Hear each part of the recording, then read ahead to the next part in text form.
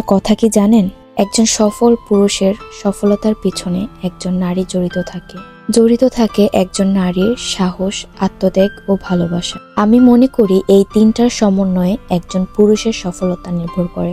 আমরা সকলেই একটা কথা জানি, যে নারী শূন্য পকেটে থাকে দিন শেষে সেই নারী স্থির থাকার যোগ্যতা রাখে। ঠিক যেমন এই কথাটি সত্য, অপরদিকে একটা কথা কি জানেন?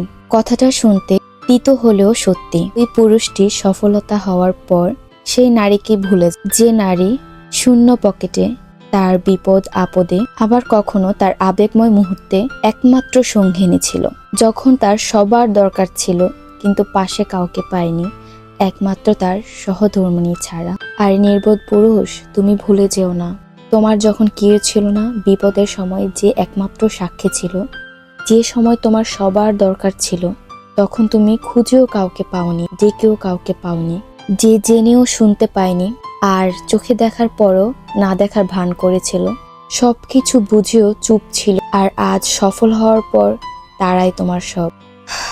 আফসোস, এটাই হয়তোবা জগতের নিয়ম। আমি জানি না কতটা তোমার পাশে থাকতে পেরেছি কিংবা পারবো।